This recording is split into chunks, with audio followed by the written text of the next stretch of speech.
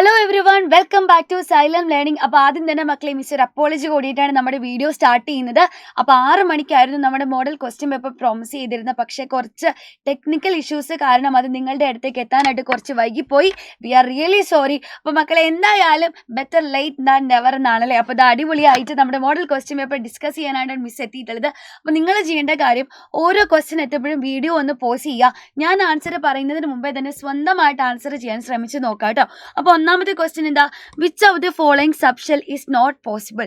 താഴെ തന്നിരിക്കുന്നവർ സാധ്യമല്ലാത്ത സബ്ഷെൽ ഏതാണ്? അപ്പം നമുക്കറിയാം ഒരു ഷെല്ലിലുള്ള സബ്ഷെല്ലുകളുടെ എണ്ണം ഈക്വൽ ആയിരിക്കും. അതായത് ഫസ്റ്റ് ഷെല്ലെടുത്താൽ അതിൽ ഒരേ ഒരു സബ്ഷെല്ലേ ഉള്ളൂ, 1s. സെക്കൻഡ് ഷെല്ലെടുത്താൽ അതിൽ 2 സബ്ഷെല്ലുകൾ പോസിബിൾ ആണ്, 2sഉം 2pയും.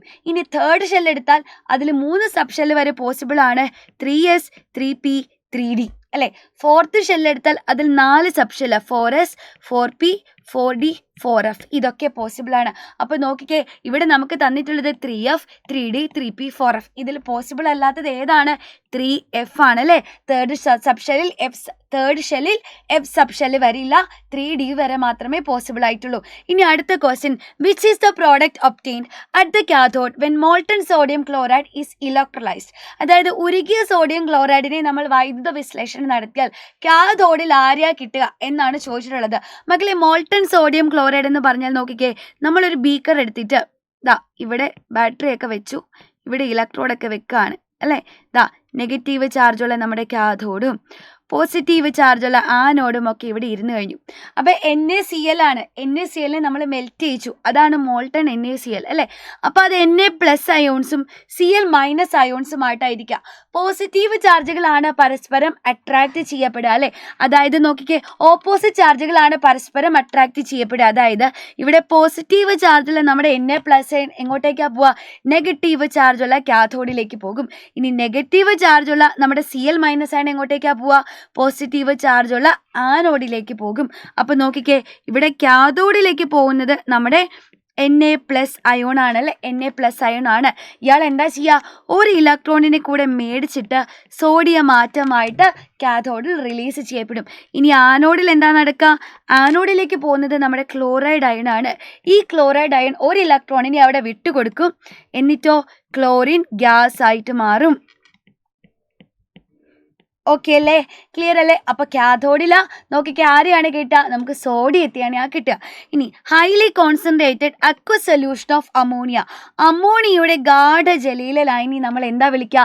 അമോണിയൻ്റെ ഹൈലി കോൺസെൻട്രേറ്റഡ് സൊല്യൂഷനെയാണ് നമ്മൾ ലിക്വോർ അമോണിയ എന്ന് വിളിക്കുന്നത് അല്ലേ. ലിക്വോർ അമോണിയ എന്നാണ് വിളിക്കുന്നത്. ഇനി അടുത്ത question, write the general name of the compound having carboxylic functional group. മക്കളെ, കാർബോക്സിലിക് ഗ്രൂപ്പ് ഫങ്ഷണൽ ഗ്രൂപ്പായിട്ട് കഴിഞ്ഞാൽ ഈ കോമ്പൗണ്ടുകളെ നമ്മൾ പൊതുവായിട്ട് എന്ത് പറയാമെന്നാണ് ചോദിച്ചുള്ളത്. എന്താ നമ്മൾ പറയുക? കാർബോക്സിലിക് ആസിഡുകൾ എന്നാ വിളിക്കുക അല്ലേ. അല്ലെങ്കിൽ ഓർഗാനിക് ആസിഡുകൾ, അല്ലെങ്കിൽ കാർബോക്സിലിക് ആസിഡുകൾ, കാർബോക്സിലിക് ആസിഡുകൾ എന്ന് നമുക്കിവരെ ജനറലി വിളിക്കാം. ഇനി സ്റ്റേറ്റ് ബോയിൽസ് ലോ. ബോയിൽസ് നിയമം പ്രസ്താവിക്കാൻ പറഞ്ഞിട്ടുണ്ട്. നമ്മുടെ ബോയിൽസ് ലോ എന്താ പറഞ്ഞത്? നമ്മുടെ പാവം ബോയിലാണല്ലേ. പ്രഷറും വോളിയവും തമ്മിലുള്ള ബന്ധം പറഞ്ഞിരുന്ന ആളാണ് ബോയിൽസ് ലോ. അപ്പോൾ ബോയിൽസ് ലോ എന്താ പറഞ്ഞു തന്നത്? അതായത് ഒരു കോൺസ്റ്റന്റ് പ്രഷറിൽ അല്ലെ കോൺസ്റ്റന്റ് ടെമ്പറേച്ചറിൽ, അയ്യോ മിസ് ഇവിടെ എഴുതി തെറ്റിപ്പോയല്ലേ. അതായത് അറ്റ് കോൺസ്റ്റന്റ് ടെമ്പറേച്ചർ അതായത് താപനില സ്ഥിരമായിട്ടിരുന്നാൽ ഒരു ഡെഫിനിറ്റ് എമൗണ്ട് ഓഫ് ഗ്യാസിൻ്റെ വോളിയം അതിൻ്റെ പ്രഷറിന് ഇൻവേഴ്സ്ലി പ്രൊപ്പോർഷണൽ ആണ് അല്ലേ. ഒരു നിശ്ചിത മാസ് വാതകത്തിൻ്റെ വ്യാപ്തം അതിന് മർദ്ദത്തിന് വിപരീത അനുപാതത്തിലായിരിക്കും. ചുരുക്കി പറഞ്ഞാൽ എന്താ പറഞ്ഞത്? നമ്മുടെ പ്രഷറും വോളിയവും ഇൻവേഴ്സ്ലി പ്രൊപ്പോർഷണൽ ആണ് അല്ലേ. മർദ്ദവും വ്യാപ്തവും വിപരീത അനുപാതത്തിലാണ്. ഇതാണ് നമ്മുടെ ബോയിൽസ് ലോ പറഞ്ഞു കൊടുത്തിട്ടുള്ളത്. അടുത്ത ക്വസ്റ്റ്യനിലേക്ക് പോവാം. മക്കളെ, select the correct statement regarding gases. അതായത് വാതകങ്ങളെ സംബന്ധിച്ച് ശരിയായ പ്രസ്താവന തിരഞ്ഞെടുക്കുക. ഒന്നാമത്തേത്, the real volume of gas molecule is very less when compared to the total volume of the gas. ശരിയല്ലേ. ഒരു വാതകത്തിന്റെ ആകെ വ്യാപ്തവുമായിട്ട് നമ്മൾ അതിനെ കമ്പയർ ചെയ്താൽ അതിലെ തന്മാത്രകളുടെ വ്യാപ്തം വളരെ ചെറുതാണ്. ശരിയല്ലേ. അപ്പോൾ ഇത് കറക്റ്റ് ആയിട്ടുള്ള സ്റ്റേറ്റ്മെന്റ് ആണ്. ഇനി gas molecules move in only one direction. ഒരേ ഒരു ദിശയിലേക്ക് മാത്രമേ ചലിക്കുള്ളൂ. അങ്ങനെയാണോ? അല്ല. നമ്മുടെ ഗ്യാസ് മോളിക്യൂൾസിന് എനർജി വളരെ കൂടുതലാണ്. അതുകൊണ്ട് അവർ എല്ലാ ഡയറക്ഷനിലേക്കും ഓൾ ഡയറക്ഷൻസിലേക്കും ഇങ്ങനെ ഫാസ്റ്റ് ആയിട്ട് മൂവ് ചെയ്യും. അപ്പോൾ ഈ ബി എന്ന് പറയുന്ന സ്റ്റേറ്റ്മെന്റ് തെറ്റാണ്. ഇനി gas molecules are in random motion in all directions. കണ്ടോ, നമ്മുടെ വാതക തന്മാത്രകൾ എല്ലാ ദിശകളിലേക്കും നിരന്തരം ചലിച്ചുകൊണ്ടിരിക്കും അല്ലെ. അത് കറക്റ്റ് ആയിട്ടുള്ളൊരു സ്റ്റേറ്റ്മെന്റ് ആണ്. ഇനി the collision of gas molecules are in elastic. അതായത് വാതക തന്മാത്രകളുടെ കൂട്ടിമുട്ടലുകൾ ഇലാസ്റ്റികമല്ല. അങ്ങനെയാണോ വരേണ്ടിയിരുന്നത്? അല്ല. ശരിക്കും വരേണ്ടിയിരുന്നത് എന്താ? വാതക തന്മാത്രകളുടെ കൂട്ടിമുട്ടലുകൾ എന്ന് പറയുന്നത് പെർഫെക്റ്റ്ലി ഇലാസ്റ്റിക് ആണ്. അല്ലെ, ഈ മുടി എങ്ങോട്ടാ പോകേണ്ടത്? പോട്ടെ, എങ്ങോട്ടെങ്കിലും കിടക്കട്ടെ. അല്ലെ, പെർഫെക്റ്റ്ലി ഇലാസ്റ്റിക് ആണ് അല്ലെ. ഓക്കെ, ഇപ്പൊ ശരിയായി അല്ലെ. പെർഫെക്റ്റ്ലി ഇലാസ്റ്റിക് ആണ്. ഇലാസ്റ്റിക് ഇൻ നേച്ചർ എന്ന് നമുക്ക് പറയാൻ പറ്റല്ലേ. അപ്പൊ ഈ സ്റ്റേറ്റ്മെന്റും തെറ്റാണ്. അപ്പൊ ഇവിടെ കറക്റ്റ് ആയിട്ടുള്ളത് എയും സിയുമാണ് ഇവിടെ കറക്റ്റ് ആയിട്ടുള്ള സ്റ്റേറ്റ്മെന്റ്സ് എന്ന് പറയുന്നത്. റെഡി? ഇനി അടുത്ത ക്വസ്റ്റ്യനിലേക്ക് പോവാം. A glass rod dipped in concentrated hydrochloric acid. അത് നമ്മൾ എന്താ ചെയ്തേ? ഒരു ഗാഢ ഹൈഡ്രോക്ലോറിക് ആസിഡ് ലായനിയിലേക്ക് നമ്മൾ എന്താ ചെയ്തത്? ഒരു ഗ്ലാസ് തണ്ട് മുക്കി അല്ലെ. അമോണിയ വാതകത്തിന് അതായിട്ട് എന്താ ചെയ്തത്? When shown over ammonia. ഇത്രയേ ഉള്ളൂ. ഒരു ഗ്ലാസ് റോഡ് എടുത്തു. ഈ ഗ്ലാസ് റോഡിനെ നമ്മൾ HgCl ആദ്യം ഡിപ്പ് ചെയ്തു. ഹൈഡ്രോക്ലോറിക് ആസിഡിൽ ആദ്യം മുക്കി. എന്നിട്ട് ഇതിനെ എന്താ ചെയ്തത്? അമോണിയയുടെ മേലെ കാണിച്ചു അല്ലെ. അമോണിയ ഗ്യാസിന്റെ മേലെ കാണിച്ചു. നോക്കിക്കേ, എന്താ സംഭവിച്ചത്? A thick white fumes are formed. വളരെ കട്ടിയുള്ള വെളുത്ത പുകയുണ്ടായി. അങ്ങനെയാണെങ്കിൽ ഏത് കോമ്പൗണ്ടാണ് ഉണ്ടായത്? നമ്മളിത് പലതവണ ഡിസ്കസ് ചെയ്തതാണ് അല്ലേ. അതായത് അമോണിയയും ഹൈഡ്രോക്ലോറിക് ആസിഡും തമ്മിൽ റിയാക്ട് ചെയ്താൽ NH4Cl എന്ന് പറയുന്ന അമോണിയം ക്ലോറൈഡിനെ കിട്ടും. ഈ അമോണിയം ക്ലോറൈഡിന്റെ വൈറ്റ് ഫ്യൂംസ്, വെളുത്ത പുകയാണ് നമ്മൾ കണ്ടിട്ടുള്ളത്. സോ ഇവിടെ ഉണ്ടായ കോമ്പൗണ്ട് ആരാണ്? അമോണിയം ക്ലോറൈഡ് ആണ്. ഇനി റൈറ്റ് ദ ഇക്വേഷൻ. നമ്മൾ ഓൾറെഡി എഴുതി കഴിഞ്ഞു അല്ലേ. ഒന്നും കൂടെ എഴുതാം. NH3+ HCl gives NH4Cl. ഇതാണ് ഇവിടെ നടന്നിട്ടുള്ള റിയാക്ഷന്റെ കെമിക്കൽ ഫോർമുല. മക്കൾ, ഇതൊരു ഇമ്പോർട്ടൻ്റ് ആയിട്ടുള്ള റിയാക്ഷൻ ആണ് കേട്ടോ. ഇനി അടുത്ത ക്വസ്റ്റ്യനിലേക്ക് പോവാം. ചുവടെ നൽകിയിരിക്കുന്ന സംയുക്തങ്ങളുടെ IUPAC നാമം. ഈ ഓർഗാനിക് കോമ്പൗണ്ടുകളുടെ IUPAC നെയിം പറയണം. ഒന്നാമത്തെ ആള് നോക്കിക്കേ. ഒന്നാമത്തെ ആള് CH3CH2Cl. നമ്മുടെ ക്ലോറിൻ വന്നിട്ടുണ്ട് അല്ലേ. ഒരു ഹാലോജൻ വന്നിട്ടുള്ള ഒരാളാണ്. അപ്പം നോക്കിക്കേ, നമ്മുടെ ക്ലോറിൻ ഏറ്റവും ചെറിയ നമ്പർ കിട്ടുന്ന രീതിയിൽ നമ്പർ ചെയ്യാം. അതായത് 1 2 ഇങ്ങനെയാണ് നമ്പർ ചെയ്യുക. അപ്പോൾ ഹാലോ ഗ്രൂപ്പ് വന്നു കഴിഞ്ഞാൽ ആദ്യം നമ്മൾ ഹാലോ ഗ്രൂപ്പിന്റെ പേരാ പറയുന്നത്. ക്ലോറിൻ വന്നു കഴിഞ്ഞാൽ നമ്മൾ എന്ത് ചെയ്യണം? ക്ലോറിന്റെ പേര് പറയണം അല്ലെ. ആദ്യം നമ്മൾ പൊസിഷൻ നമ്പർ പറയണം. ഇവിടെ ഫസ്റ്റ് കാർബൺ ആറ്റത്തിലാണ്. സോ ഞാൻ 1 കൊടുത്തു, ഹൈഫൺ ഇട്ടു. ഇനി ഏതാണ് ഹാലോ ഗ്രൂപ്പ്? ക്ലോറിൻ ആണ്. സോ ഞാൻ ക്ലോറോ എന്ന് എഴുതി. 1 ക്ലോറോ. ഇനി എത്ര കാർബൺ ആറ്റം ഉണ്ട്? 2 കാർബൺ ആറ്റം.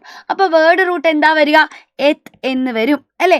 ഇനി സിംഗിൾ ബോണ്ട് മാത്രമല്ലേ ഉള്ളൂ, ഏകബന്ധനം മാത്രമേ ഉള്ളൂ. ആൽക്കെയിൻ ആണ്. സോ ANE എന്ന് ചേർത്തു. അപ്പോൾ 1 ക്ലോറോ ഈഥേൻ, അല്ലെങ്കിൽ നമുക്ക് സിമ്പിൾ ആയിട്ട് ഇതിനെ ക്ലോറോ ഈഥേൻ എന്ന് പറയാം അല്ലേ. ഇനി രണ്ടാമത്തെ ആളെ നോക്കിക്കേ. മക്കളെ, ഒരു ഓക്സിജൻ ആറ്റത്തിന്റെ ഇടയ്ക്ക് 2 സൈഡിലും ആൾക്കാർ വന്നു. ഒരു ഓക്സിജൻ ആറ്റം സെന്ററിൽ 2 സൈഡിലും കാർബൺ ഗ്രൂപ്പുകൾ വന്നു. ഇവരാരാ? ഇവര് ഈഥേഴ്സ് ആണ് അല്ലേ. ഈഥേഴ്സുകൾക്ക് നമ്മൾ എങ്ങനെയാ പേര് കൊടുക്കുക? ഈഥറുകളെ നമ്മൾ പേര് വിളിക്കുക ആൽക്കോക്സി ആൽക്കെയിൻ എന്നാണ് അല്ലേ. ഇങ്ങനെയാണ് അവരുടെ പേര് പറയുക, ആൽക്കോക്സി ആൽക്കെയിൻ. ആൽക്കോക്സി എന്ന് പറയുന്ന പാർട്ട് ചെറിയ നമ്പർ കുറവ് നമ്പർ കാർബണാറ്റമുള്ള സൈഡിൽ നിന്നും, ആൽക്കെയിൻ എന്ന് പറയുന്ന പാർട്ട് കൂടുതൽ നമ്മൾ കാർബണാറ്റമുള്ള സൈഡിൽ നിന്നുമാണ് എടുക്കേണ്ടത്. അപ്പോൾ നോക്കിക്കേ, ഈ സൈഡിലാണ്, റൈറ്റ് സൈഡിലാണ് ഇവിടെ കുറവ് കാർബണാറ്റം ഉള്ളത്. ഒരു കാർബണേ ഉള്ളൂ. സോ മെത്ത് എന്നാണ് വേർഡ് റൂട്ട് വരിക. അതിനെ നമ്മൾ ആൽക്കോക്സി എന്നാക്കണം. അതായത് മെത്തോക്സി എന്ന് പറയണം അല്ലേ. മെത്തോക്സി. ഇനി നോക്കിക്കേ, ഇവിടെ കൂടുതൽ നമ്പർ കാർബണാറ്റം ഉള്ളിടത്ത് 1 2 2 കാർബണാറ്റമാണുള്ളത്. സോ അതിനെ നോക്കിക്കേ, വേർഡ് റൂട്ട് എത്താണ്. അതിന് നമ്മൾ ഈഥെയിൻ എന്നാക്കണം. അപ്പോൾ ഇവിടെയുള്ള ഈഥറിന്റെ പേര് മെത്തോക്സി ഈഥെയിൻ എന്നാണ്. ക്ലിയർ അല്ലേ. അടുത്ത ക്വസ്റ്റ്യനിലേക്ക് പോവാം. Analyse the equation which shows the fermentation of molasses. മൊളാസസിന്റെ ഫെർമെന്റേഷനെ കാണിക്കുന്ന സമവാക്യം തന്നിട്ടുണ്ട്. ഇതിൽ എൻസൈം എ ഉണ്ട്. ഈ എൻസൈം എ ഏതാണെന്ന് കണ്ടുപിടിക്കണം. മക്കളെ നോക്കിക്കേ, C6H12O6 എന്ന് പറഞ്ഞാൽ ആരാ? അത് നമ്മുടെ ഗ്ലൂക്കോസ് ആകാം, അല്ലെങ്കിൽ ഫ്രക്ടോസ് ആകാം. ഈ ഗ്ലൂക്കോസിനെയും ഫ്രക്ടോസിനെയും ഒക്കെ എഥനോളും കാർബൺ ഡൈ ഓക്സൈഡും ആക്കി മാറ്റുന്നത് ഏത് എൻസൈമാണ്? നമ്മുടെ സൈമേസ് എന്ന് പറയുന്ന എൻസൈം ആണ് അല്ലേ. സൈമേസ് എന്ന് പറയുന്ന എൻസൈമാണ്. ഇനി what is the product obtained when wash is subjected to fractional distillation? മക്കളെ, വാഷിനി അംശിക സേചനം നടത്തിയാൽ ലഭിക്കുന്ന ഉൽപ്പന്നം ഏതാണ്? അപ്പൊ നമുക്കറിയാം അല്ലെ, ഇങ്ങനെ കിട്ടുന്ന ഒരു 8 മുതൽ 10% വരെ മാത്രം ഫെർമെന്റേഷന്റെ ഭാഗമായിട്ട് നമുക്ക് കിട്ടുന്ന 8 to 10% മാത്രം കോൺസെൻട്രേഷനുള്ള എഥനോളിനെയാണ് വാഷ് എന്ന് വിളിക്കുക. ഈ വാഷിനെ നമ്മൾ ഫ്രാക്ഷണൽ ഡിസ്റ്റിലേഷൻ നടത്തിയാൽ 95.6% സ്ട്രെങ്ത് ഉള്ള ഇത്രയും ഗാഢതയുള്ള എഥനോളിനെ നമുക്ക് കിട്ടും. ആ എഥനോളിനെ നമ്മൾ എന്ത് പേരാ വിളിക്കുക? റെക്ടിഫൈഡ് സ്പിരിറ്റ് എന്ന് വിളിക്കും അല്ലെ. ഈ റെക്ടിഫൈഡ് സ്പിരിറ്റിലേക്ക് പോയിസണസ് സബ്സ്റ്റൻസസ്, വിഷപദാർത്ഥങ്ങൾ ആഡ് ചെയ്താൽ നമുക്ക് കിട്ടുന്നതാണ് ഡീനാച്ചുറഡ് സ്പിരിറ്റ് എന്ന് പറയുന്നത്. ഓക്കെ, അപ്പൊ എഥനോളിന്റെ പ്രൊഡക്ഷൻ പ്രിപ്പറേഷൻ എന്ന് പറയുന്നത് വളരെ ഇമ്പോർട്ടന്റ് ആണ് കേട്ടോ. ഇനി അടുത്ത ക്വസ്റ്റ്യനിലേക്ക് പോവാം. Which method is use to purify zinc metal? മക്കളെ, സിങ്ക് ലോകത്തെ ശുദ്ധീകരിക്കാൻ നമ്മൾ ഏത് മെത്തേഡാണ് ഉപയോഗിക്കുക? സിങ്ക് എന്ന് പറയുന്നത് വളരെ ലോ ബോയിലിംഗ് പോയിന്റ് ഉള്ള, വളരെ കുറഞ്ഞ തിളനിലയുള്ള ഒരാളാണ് അല്ലെ. അപ്പൊ നമ്മൾ ഡിസ്റ്റിലേഷൻ അഥവാ സ്വേദനം എന്ന് പറയുന്ന മെത്തേഡാണ് സിങ്കിനെ ശുദ്ധീകരിക്കാൻ, റിഫൈൻ ചെയ്യാൻ വേണ്ടി ഉപയോഗിക്കുന്നത്. Which property of zinc is utilised here? അതായത് സിങ്കിന്റെ ഏത് സവിശേഷതയാണ് നമ്മളിവിടെ പ്രയോഗപ്പെടുത്തിയിട്ടുള്ളത്? ലോ ബോയിലിംഗ് പോയിന്റ് അല്ലെ. ലോ ബോയിലിംഗ് പോയിന്റ് അതായത് കുറഞ്ഞ തിളനില, വളരെ കുറഞ്ഞ തിളനിലയാണ്. ഈ പ്രോപ്പർട്ടി, ഈ സവിശേഷതയാണ് നമ്മളിവിടെ പ്രയോജനപ്പെടുത്തിയിട്ടുള്ളത്. ഇനി അടുത്ത ക്വസ്റ്റ്യൻ നോക്കിക്കേ. ടേബിൾ തന്നിട്ടുണ്ട്. Identify the gas law represented by this table. അതായത് ഈ പട്ടിക സൂചിപ്പിക്കുന്ന വാതക നിയമം ഏതാണ് എന്ന് പറയണം. മക്കളെ നോക്കിക്കേ, നിങ്ങൾ തന്നെ നോക്കിക്കേ, ഇവിടെ തന്നിട്ടുള്ളത് എന്താ? വോളിയവും ടെമ്പറേച്ചറും ആണ് അല്ലേ. അപ്പൊ വോളിയം ടെമ്പറേച്ചർ VT, നമ്മുടെ വീട്ടിലിരിക്കുന്ന ചാൾസ് ചേട്ടൻ അല്ലെ. അതായത് വോളിയം ടെമ്പറേച്ചർ എന്ന് കണ്ടു കഴിഞ്ഞാൽ നിങ്ങൾ പറയണം അത് ഏതാണ്? ചാൾസ് ലോ ആണ് അല്ലെ. ചാൾസ് ലോ അല്ലെങ്കിൽ ചാൾസ് നിയമമാണ് ഇവിടെ ഉപയോഗിച്ചിട്ടുള്ളത്. ഇനി അടുത്ത നോക്കിക്കേ. ഇനി അടുത്ത ക്വസ്റ്റ്യൻ എന്താ? Write any one situation in daily life to which this can be related. അതായത് നിത്യജീവിതത്തിൽ ഈ നിയമവുമായി ബന്ധപ്പെട്ടിട്ടുള്ള ഒരു സന്ദർഭം എഴുതുക. ഏതാ? നമ്മളൊരു ബലൂൺ, ഒരു ഇൻഫ്ലേറ്റഡ് ബലൂണിനെ നമ്മൾ വെയിലത്ത് കൊണ്ടുവെക്കുന്നു അല്ലെ. ഒരു ഇൻഫ്ലേറ്റഡ് ബലൂണിനെ വെയിലത്ത് കൊണ്ടുവച്ചാൽ അത് ബേസ്റ്റ് ചെയ്യുന്നു, പൊട്ടിപ്പോകുന്നു. ഒരു വീർപ്പിച്ച ബലൂണിനെ നമ്മൾ വെയിലത്ത് കൊണ്ടുവച്ചാൽ അത് പൊട്ടിപ്പോകുന്നു. അതിന് കാരണം എന്താണ്? അതിന്റെ കാരണം എന്ന് പറയുന്നത് ആരാണ്? ഈ പറഞ്ഞിട്ടുള്ള ചാൾസ് ലോ അടിസ്ഥാനമാക്കിയിട്ടുള്ളതാണ് അല്ലെ. ഇനി find the volume of this gas at 100 kelvin. ഇപ്പൊ നമ്മുടെ കയ്യിൽ ഒരു ഗ്യാസ് ഉണ്ട്. ഈ ഗ്യാസിന്റെ വോളിയം 100 കെൽവിൻ എത്തിക്കഴിഞ്ഞാൽ നമുക്ക് വോളിയം കണ്ടുപിടിക്കണം. അപ്പൊ മക്കളെ, ചാൾസ് ലോ എന്താ പറയുന്നത്? കോൺസ്റ്റന്റ് പ്രഷറിൽ വോളിയവും ടെമ്പറേച്ചറും ഡയറക്ട്ലി പ്രൊപ്പോർഷണൽ ആണ്. അല്ലെങ്കിൽ V1/T1 is equal to V2/T2. Okay, അപ്പൊ നമുക്ക് തന്നിട്ടുണ്ട്. അപ്പൊ V1 T1 വേണം. നമുക്ക് ആദ്യം ഒരു വോളിയവും ടെമ്പറേച്ചർ വേണം. അത് ഞാൻ ഇതിനെ എടുക്കാണ്. ഈ വോളിയവും ഈ ടെമ്പറേച്ചറും ഞാൻ എടുക്കാണ് V1 T1 ആയിട്ട്. സോ നമ്മുടെ V1 എന്ന് പറയുന്നത് 6 ആണ്. T1 അതിന് നേരെയുള്ള ടെമ്പറേച്ചർ 200 ആണ് നമ്മുടെ T1. ഇനി നമ്മുടെ T2 രണ്ടാമത്തെ ടെമ്പറേച്ചർ അതാണ് 100 കെൽവിൻ.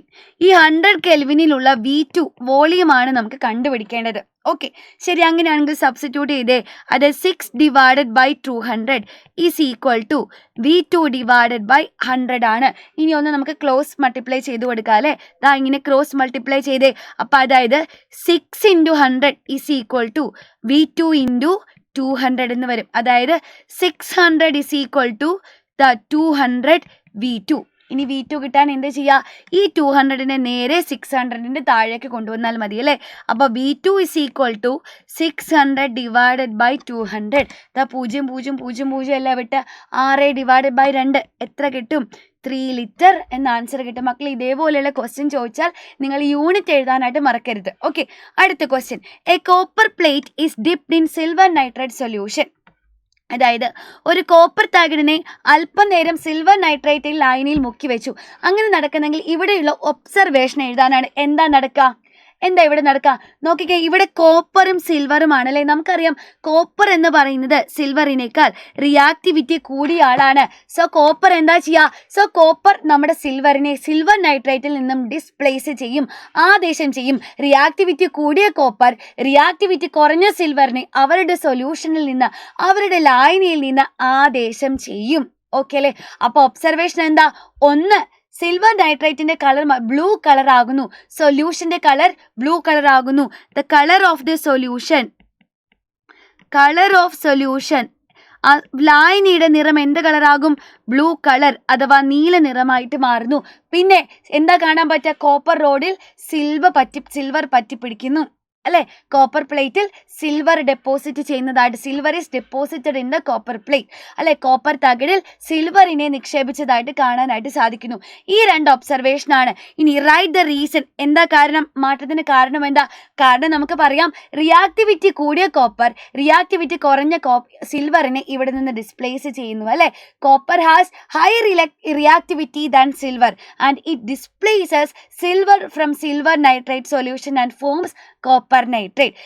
ക്രിയാശീലം കൂടിയ കോപ്പർ ക്രിയാശീലം കുറഞ്ഞ സിൽവറിനെ സിൽവർ നൈട്രേറ്റിൽ നിന്നും ആദേശം ചെയ്ത് അവിടെ കോപ്പർ നൈട്രേറ്റ് ഫോം ചെയ്യുന്നു.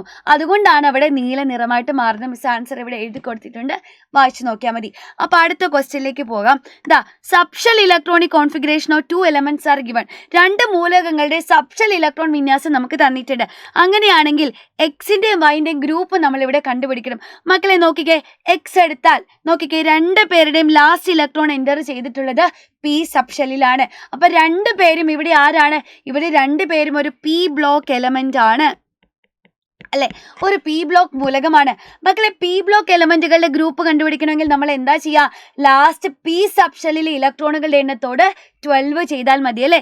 12 plus number of electrons in the P subshell. ശരിയല്ലേ? അപ്പൊ നോക്കിക്കേ, എക്സ് എടുത്തു കഴിഞ്ഞാൽ 12 പ്ലസ് പി സബ്ഷെല്ലിൽ 1 ഇലക്ട്രോൺ ആണ്. സോ 12 പ്ലസ് 1 13 എന്ന് കിട്ടും.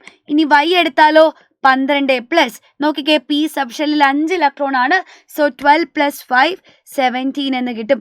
അപ്പൊ എക്സിന്റെ ഗ്രൂപ്പ് 13 ആണ്, വൈയുടെ ഗ്രൂപ്പ് ഇവിടെ 17 ആണ്. ഇനി വൈന്റെ വാലൻസ് കണ്ടുപിടിക്കണം. വൈയുടെ വാലൻസ് എത്രയാ?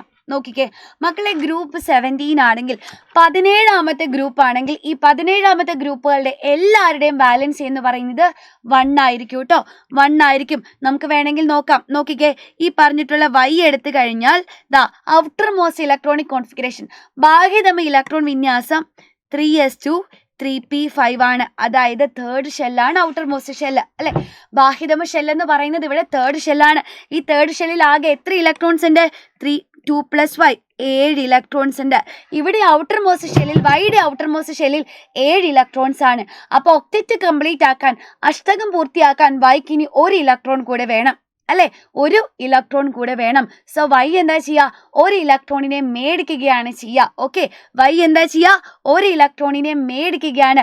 അപ്പൊ ഇലക്ട്രോണിനെ മേടിക്കുന്നത് കൊണ്ട് വൈക്ക് 1 നെഗറ്റീവ് ചാർജ് വരും. ഇനി എക്സ് എടുത്തേ. അപ്പോൾ വൈയുടെ വാലൻസി 1 ആണ് എന്ന് നമ്മൾ കണ്ടുപിടിച്ചു. ഇനി ക്വസ്റ്റ്യൻ എന്താ? എക്സും വൈയും ചേർന്നുണ്ടാവുന്ന കോമ്പൗണ്ടിന്റെ പേര് പറയണം അല്ലേ? എക്സ് എന്ന് പറഞ്ഞാൽ നിയോൺ 3s2 3p1 ആണ്. വൈ എന്ന് പറഞ്ഞാൽ നിയോൺ 3s2 3p5 ആണ്. മക്കളെ, കെമിക്കൽ ഫോർമുല എഴുതണമെങ്കിൽ നമുക്ക് ആദ്യം എന്താ വേണ്ടത്? 2 പേരുടെയും വാലൻസി ആണ്. ഇപ്പൊ വൈൻ്റെ വാലൻസി 1 ആണെന്ന് കണ്ടുപിടിച്ചു.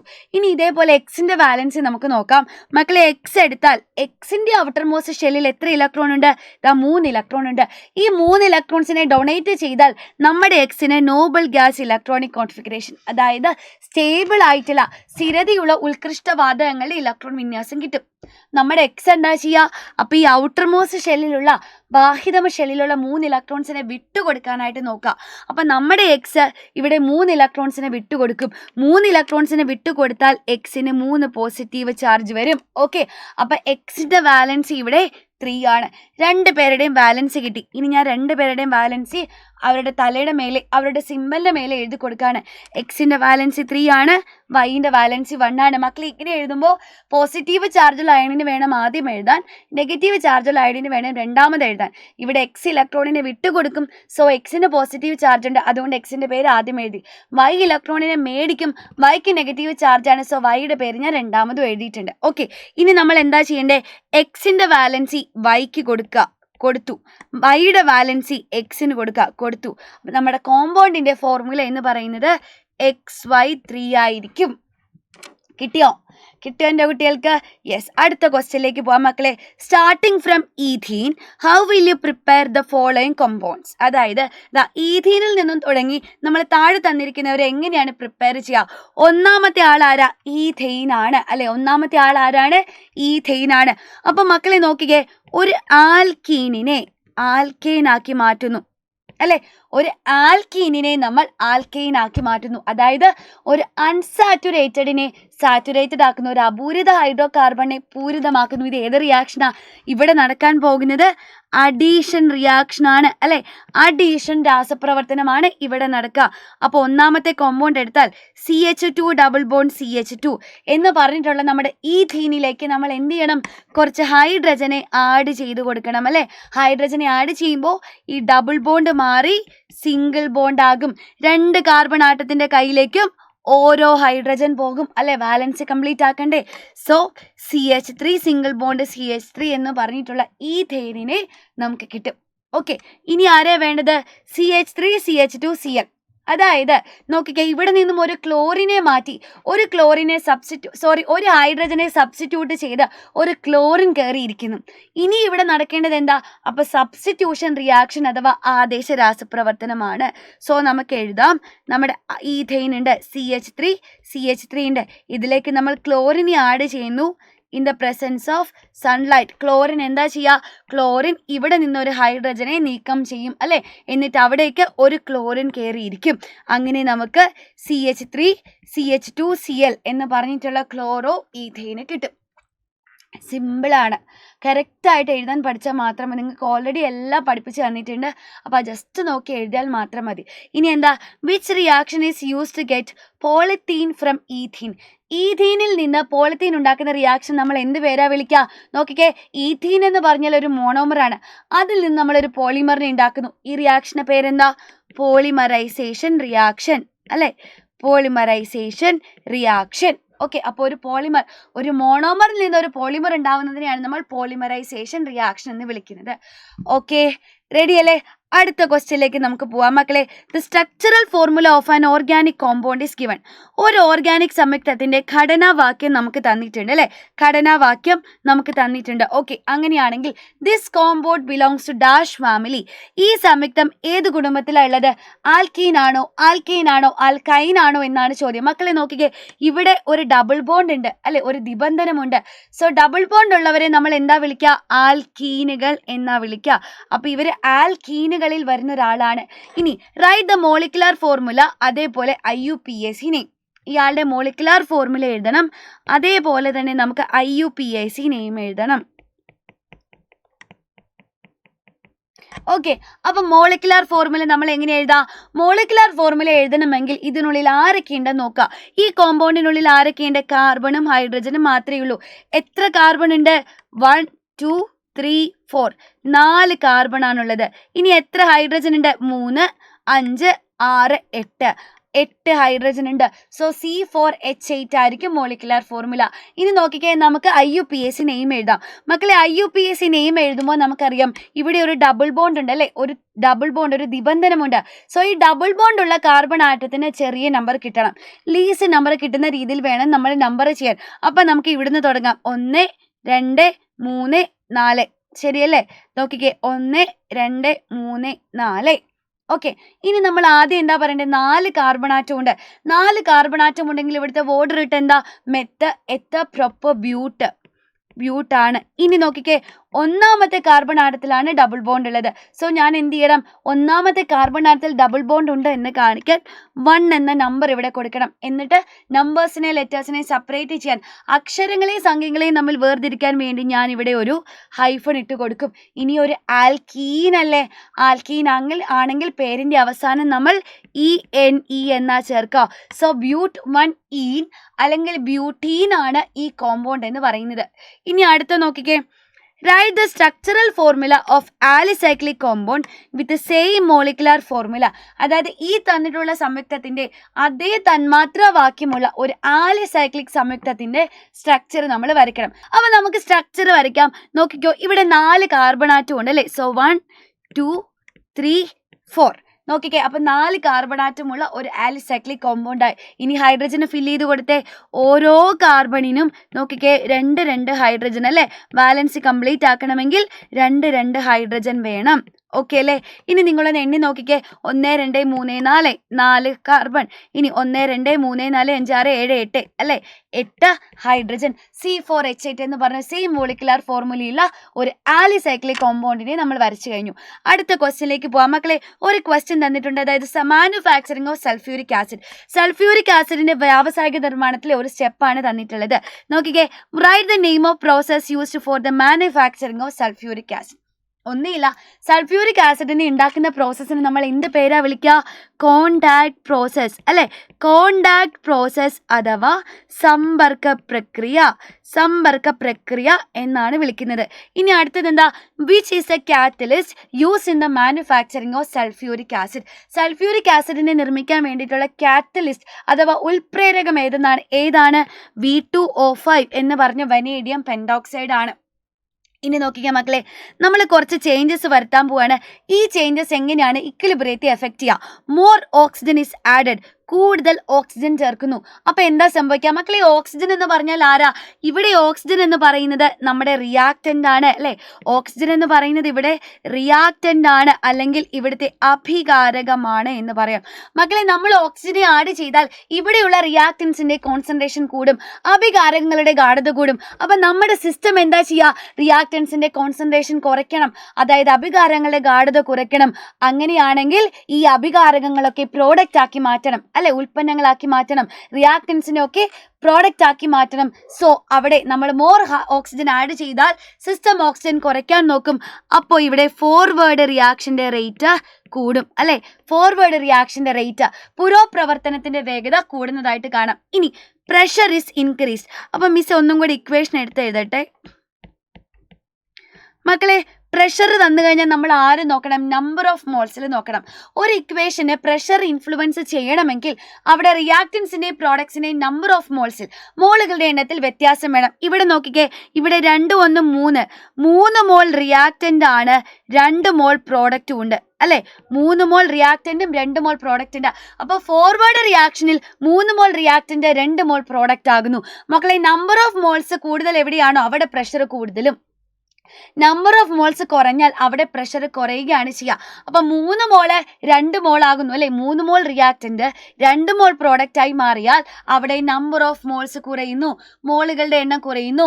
മോളുകളുടെ എണ്ണം കുറഞ്ഞാൽ അവിടെ പ്രഷർ കുറയുന്നു.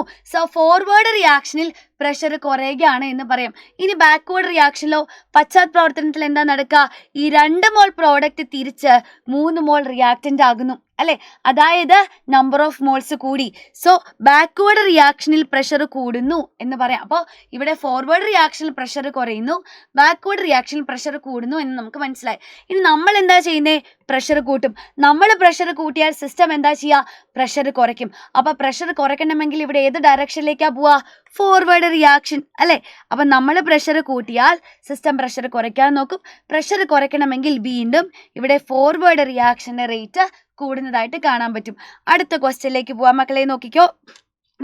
A compound A added to blast furnace decomposes to give product B which act as a flux in the production of fire. അതായത് ബ്ലാസ്റ്റ് ഫർണസിലേക്ക് നമ്മൾ എ എന്ന് പറഞ്ഞൊരു പദാർത്ഥം ചേർത്തു. ഈ ഒരു എ എന്ന പദാർത്ഥം വിഘടിച്ചിട്ട് ബി ആയി ഇരുമ്പ് നിർമ്മാണത്തിൽ ഫ്ലെക്സ് ആയിട്ട് മാറുന്നു.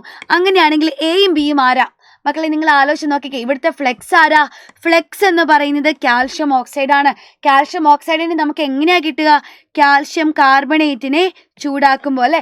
കാൽഷ്യം കാർബണേറ്റിനെ ചൂടാക്കുമ്പോഴാണ് നമുക്ക് കാൽഷ്യം ഓക്സൈഡിനെയും കാർബൺ ഡൈ ഓക്സൈഡിനെയും കിട്ടുക. ഈ കാൽഷ്യം ഓക്സൈഡ് ആണ് നമ്മുടെ ഫ്ലെക്സ് എന്ന് പറയുന്നത്. അപ്പോൾ നോക്കിക്കേ, ആഡ് ചെയ്ത എ, ഇവിടുത്തെ എ എന്ന് പറയുന്നത് ആരാ? കാൽഷ്യം കാർബണേറ്റ് ആണ്. ഇനി നോക്കിക്കേ, ബി എന്ന് പറഞ്ഞാൽ ആരാണ്? ബി ഇവിടുത്തെ ഫ്ലെക്സ് ആണെന്ന് പറഞ്ഞിട്ടുണ്ട്. സോ ബി എന്ന് പറഞ്ഞാൽ നമ്മുടെ കാൽഷ്യം ഓക്സൈഡ് ആണ്. ഇനി equation for slag formation, slag ഉണ്ടാവുന്നതിൻ്റെ ഇക്വേഷൻ എഴുതാം. അപ്പം നമുക്കറിയാം ഫ്ലെക്സും എങ്ങനെയാണ് ഒരു സ്ലാഗ് ഉണ്ടാവുക?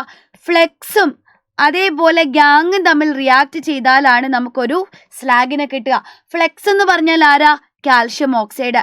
ഗ്യാങ് എന്ന് പറഞ്ഞാൽ ആരാ? സിലിക്ക അല്ലെ? SiO2 എന്ന് പറഞ്ഞ സിലിക്ക. ഇവർ തമ്മിൽ റിയാക്ട് ചെയ്താൽ കാൽഷ്യം സിലിക്കേറ്റ് എന്ന് പറയുന്ന സ്ലാഗിനെ നമുക്ക് കിട്ടും. ഇനി which is the compound acting as A reducing agent in blast furnace? ഇവിടുത്തെ നിരോക്സികാരി ആരാ? ഒരേ ഒരാളേ ഉള്ളൂ, നമ്മുടെ കാർബൺ മോണോക്സൈഡ് ആണ്. റെഡി, അടുത്ത ക്വസ്റ്റ്യനിലേക്ക് പോവാം. നോക്കിക്കോ, എ മെറ്റൽ എം. നമ്മുടെ കയ്യിൽ എം എന്ന് പറഞ്ഞിട്ടൊരു മെറ്റൽ ഉണ്ട്.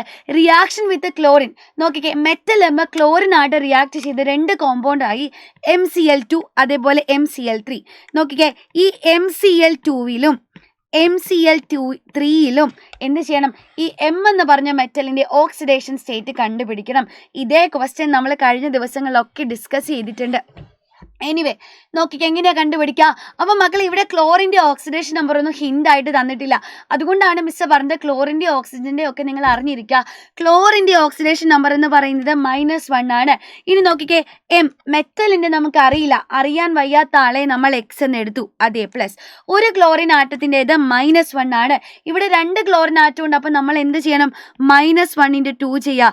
എല്ലാം കൂടെ കൂട്ടിയാൽ നമുക്ക് 0 കിട്ടണം. അതായത് x - 2 = 0. സോ എക്സിൻ്റെ വാല്യൂ ഇവിടെ +2 ആണ്. MCl2വിൽ എക്സിൻ്റെ വാല്യൂ +2 ആണ്. ഇനി MCl3 എടുക്കാം. വീണ്ടും എമ്മിനെ നമുക്കറിയില്ല, എക്സ് എന്ന് എടുത്തു. ഒരു ക്ലോറിൻ്റെ -1 ആണ്. ഇവിടെ 3 ക്ലോറിൻ ആറ്റം ഉണ്ട്. സോ -1 × 3 ചെയ്തു. എല്ലാം കൂടെ കൂട്ടിയാൽ നമുക്ക് 0 കിട്ടണം. അതായത് x - 3 = 0. സോ എക്സിൻ്റെ വാല്യൂ +3 ആയിരിക്കും. നോക്കിക്കേ, 2 കോമ്പൗണ്ടിലെയും ഓക്സിഡേഷൻ സ്റ്റേറ്റ് കണ്ടുപിടിച്ച് കഴിഞ്ഞു. ഇനി if 3D subshell of this metal contains 6 electrons, അതായത് ഈ എം എന്ന് പറഞ്ഞിട്ടുള്ള ആശാന്റെ കയ്യിൽ ഒരു 3D സബ്ഷെൽ ഉണ്ട്. ഈ 3D സബ്ഷെല്ലിൽ 6 ഇലക്ട്രോൺസ് ഉണ്ട്. അങ്ങനെയാണെങ്കിൽ കംപ്ലീറ്റ് ഇലക്ട്രോണിക് കോൺഫിഗറേഷൻ, അതായത് പൂർണ്ണമായിട്ടുള്ള സബ്ഷെൽ ഇലക്ട്രോണിക് വിന്യാസം എഴുതണം. എങ്ങനെ എഴുതുക? അപ്പം ഹിൻ്റ് തന്നിട്ടുണ്ട്. ഹിൻ്റ് എന്ന് പറയുന്നത് എന്താ? ഇയാൾക്ക് 3 ഷെല്ലുണ്ട്. അവിടെ 3D സബ്ഷെല്ലുണ്ട്. ആ 3D സബ്ഷെല്ലിൽ 6 ഇലക്ട്രോൺസ് ഉണ്ട്. അപ്പം മക്കളെ, നമുക്ക് എങ്ങനെ എഴുതാം? നമുക്ക് 1s നിന്ന് തുടങ്ങാം അല്ലേ? 1s2, 2s2, 2p6, 3s2, 3p6. ഇനി നോക്കിക്കേ, അപ്പോൾ 3p6 വരെ എന്തായാലും ഉണ്ട്. അത് കഴിഞ്ഞിട്ടാണ് 3D വരിക. അപ്പം നമുക്കറിയാം 3Dയിൽ ഇലക്ട്രോൺ കയറണമെങ്കിൽ അതിനു മുമ്പേ ഇലക്ട്രോൺ എവിടെ കയറും? 4sൽ കയറും അല്ലേ? 4sൽ 2 ഇലക്ട്രോൺ കയറും. 4sൽ 2 ഇലക്ട്രോൺ കയറിയതിന് ശേഷം മാത്രമേ 3Dയിലേക്ക് ഇലക്ട്രോൺ കയറുള്ളൂ. അപ്പോൾ 1s2, 2s2, 2p6, 3s2, 3p6, 3d6, 4s2 ആണ് ഇവിടെ എമ്മിൻ്റെ ഇലക്ട്രോണിക് കോൺഫിഗറേഷൻ. ഇനി എന്താ പറഞ്ഞിട്ടുള്ളത്? Write the subshell electronic configuration of metal iron in MCl2. നോക്കിക്കേ, MCl2 എന്ന് പറഞ്ഞാൽ എന്താ? MCl2 എന്ന് പറഞ്ഞാൽ ഈ MCl2വിലെ എമ്മിൻ്റെ ഇലക്ട്രോണിക് കോൺഫിഗറേഷൻ എഴുതാനാണ് നമ്മളോട് പറഞ്ഞിട്ടുള്ളത്. മക്കളെ, MCl2 എന്ന് പറയുമ്പോൾ നമ്മൾ ഓൾറെഡി കണ്ടുപിടിച്ചു, ഇവിടെ നമ്മുടെ മെറ്റൽ +2 ഓക്സിഡേഷൻ സ്റ്റേറ്റിലാണ്. അതായത് ചുരുക്കി പറഞ്ഞാൽ M2+ അയോണിൻ്റെ ഇലക്ട്രോണിക് കോൺഫിഗറേഷൻ എഴുതണം. മക്കളെ, M2+ അയൺ എന്ന് പറഞ്ഞാൽ ആരാ? 2 ഇലക്ട്രോൺസിനെ നഷ്ടപ്പെട്ടിട്ടുള്ള ആളാണ് അല്ലേ? പോസിറ്റീവ് ചാർജ് വരിക ഇലക്ട്രോണിനെ ഡൊണേറ്റ് ചെയ്യുമ്പോഴാണ്. അപ്പോൾ M2+ എന്ന് പറഞ്ഞാൽ നമ്മുടെ മെറ്റലിന് ഇപ്പോൾ 2 ഇലക്ട്രോൺസിനെ നഷ്ടപ്പെട്ടു. എവിടെ നിന്നാണ് നഷ്ടപ്പെടുക? ആദ്യം 3Dയിൽ നിന്ന് നഷ്ടപ്പെടുമോ? ഒരിക്കലും ഇല്ല. ഇലക്ട്രോൺസിനെ നഷ്ടപ്പെടുമ്പോൾ, ഇലക്ട്രോൺസിനെ കളയുമ്പോൾ ആദ്യം നമ്മൾ 4sൽ നിന്ന് കളയണം. 4sൽ നിന്ന് കളഞ്ഞതിന് ശേഷം മാത്രമേ 3Dയിൽ നിന്ന് കളയാൻ പാടുള്ളൂ. സോ ഇവിടെ 4sലെ 2 ഇലക്ട്രോൺസ് പോയി. 2 ഇലക്ട്രോൺസ് പോയപ്പോഴല്ലേ 2+ ആയത്. സോ ഇവിടെ 4sലെ 2 ഇലക്ട്രോൺസ് ആണ് പോയിട്ടുള്ളത്. അപ്പോൾ 1s2, 2s2, 2p6, 3s2, 3p6, 3d6 ആണ് M2+ അയണിൻ്റെ ഇലക്ട്രോണിക് കോൺഫിഗറേഷൻ. ഇനി നോക്കിക്കേ, write any property of the element in the block to which this metal belongs. ഈ ലോഹം ഉൾപ്പെടുന്ന ഒരു ബ്ലോക്കിൻ്റെ മൂലകങ്ങളുടെ എന്തെങ്കിലും ഒരു സവിശേഷത പറയാം. മക്കളെ, ഇവിടെ ലാസ്റ്റ് ഇലക്ട്രോൺ എൻ്റർ ചെയ്തത് D സബ്ഷെല്ലിലാണ് അല്ലേ? അപ്പോൾ ഇതൊരു D ബ്ലോക്ക് മൂലകമാണ്. അപ്പോൾ ഒരു D ബ്ലോക്ക് എലമെൻറ്റിൻ്റെ സവിശേഷത, ക്യാരക്ടറിസ്റ്റിക്സ് പറയാൻ എന്തൊക്കെ പറയാം? കളേർഡ് കോമ്പൗണ്ട്, നിറമുള്ള സംയുക്തങ്ങളുണ്ട്. വേരിയബിൾ ഓക്സിഡേഷൻ സ്റ്റേറ്റ്, വ്യത്യസ്ത ഓക്സീകരണാവസ്ഥയുണ്ട്. എല്ലാവരും മെറ്റൽസ് ആണല്ലേ? എല്ലാവരും ലോഹങ്ങളാണ്. ഇതൊക്കെ ഏത് വേണമെങ്കിലും നിങ്ങൾക്ക് പറയാം. അപ്പോൾ അടുത്ത ക്വസ്റ്റ്യനിലേക്ക് മിസ് പോവാണ്. Organic compound with OH as functional group has molecular formula C3H8O. നമ്മുടെ കയ്യിൽ ഒരു ഓർഗാനിക് സംയുക്തമുണ്ട്. അവൻ്റെ ഫങ്ഷണൽ ഗ്രൂപ്പ് OH ആണ്. അവൻ്റെ മോളിക്കുലർ ഫോർമുല C3H8 ആണ്. അങ്ങനെയാണെങ്കിൽ write two possible structural formula, 2 structural formula എഴുതണം.